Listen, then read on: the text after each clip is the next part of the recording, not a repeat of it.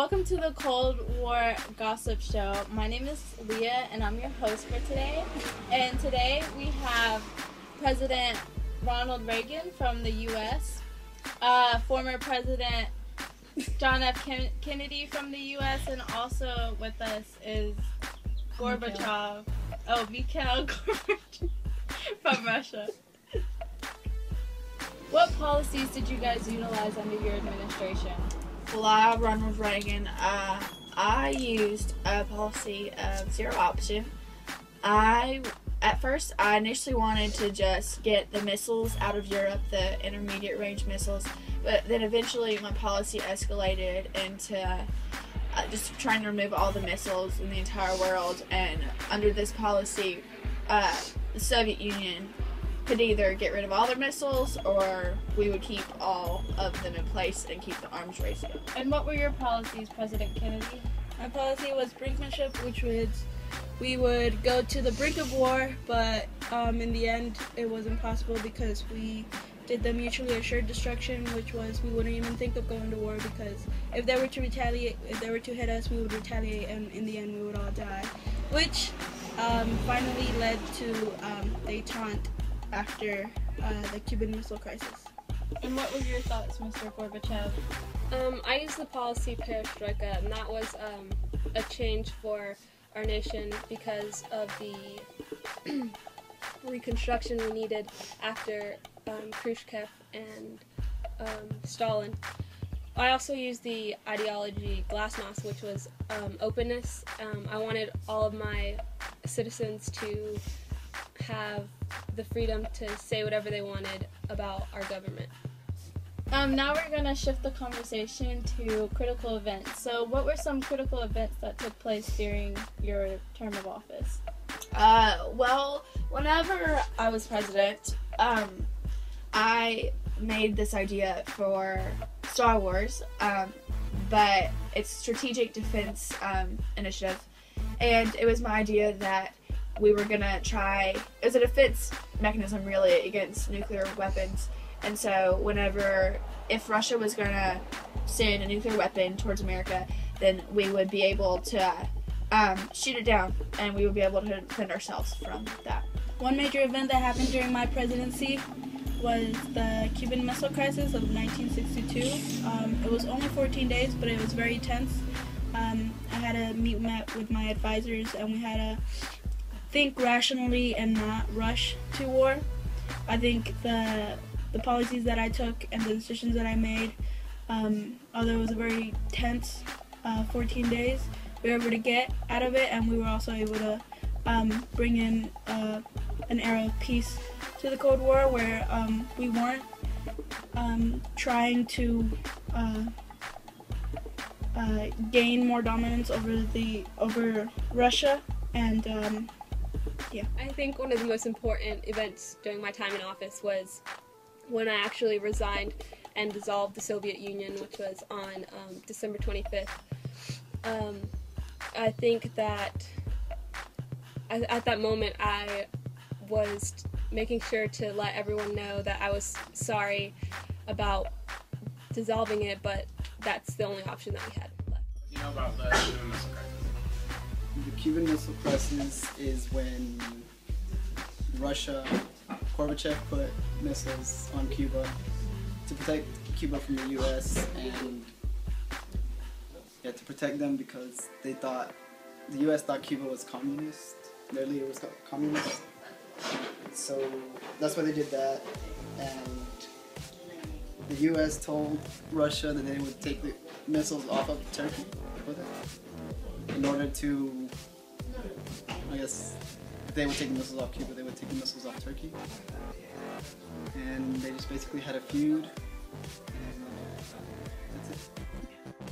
Okay, so what do y'all think the Cold War is? The Cold War, wasn't it after, I think, World War I, when they split Germany in half, and it was like U.S. and the Soviet Union, and basically they put the Great Wall up and it fell down. The people was jumping over and stuff like that. So what was the Cold War? Well, after the Second World War, the philosophical approaches were Marxism on one side and capitalism on the other side. So Marxism, well, Marx died in 1883, so China, Russia, Lenin, and all that. You didn't think you were going to get all this, did you? Go ahead, honey, go ahead. Okay. Where was I?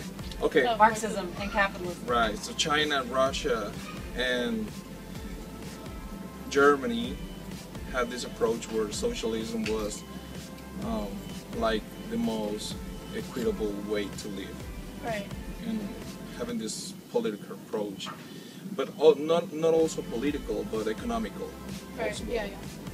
On the other side, we had United States, Japan, the other side of Germany, and what else? Who else? Russia. Okay, well, three. Russia. The world was divided in three ways. Those who were really into capitalism, United States was the head of that part. Socialism and Great Britain as well. And Great Britain. Socialism, Russia, China, and the other, for example, my country, Mexico, who was capitalistic, but he adopted like a socialist type of political way. For example, in education, we have to reform our constitution. The article number 3 was into education. I'm sorry.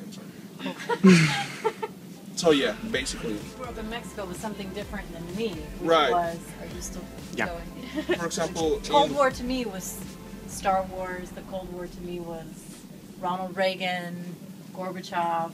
That was the Cold War to me. Was Mr. Gorbachev, tear down this wall. That was. Right. Well, I guess that came later, though, in the 80s. But the Cold War started way before that. Okay. How did Gorbachev help in the Cold War?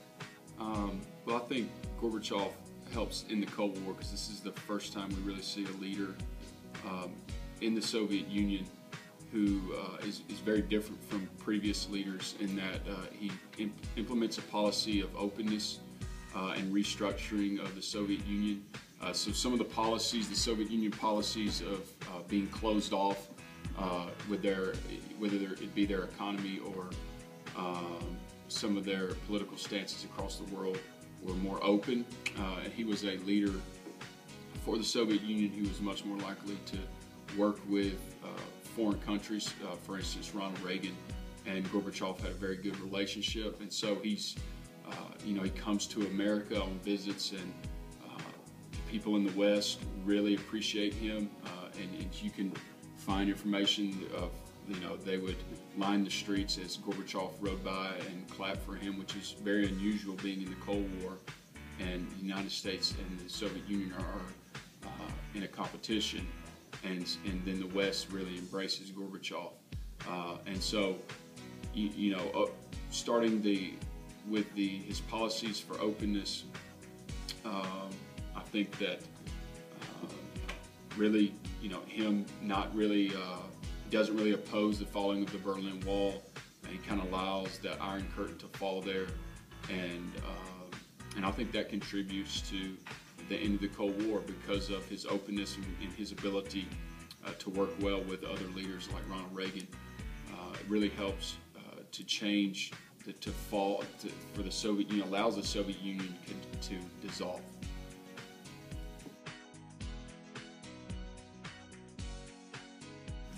So what do you think about the Cold War? No? It's cool.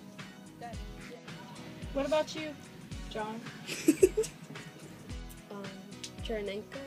Oh my gosh. Okay, wait, hold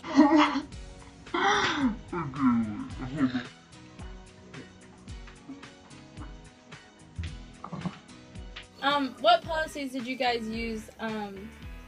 Okay. Was called brinkmanship. Oh my god. happened during my Ava, who was Mao Zedong? No. Are you a communist? No. What are you? No. Okay, do a somersault.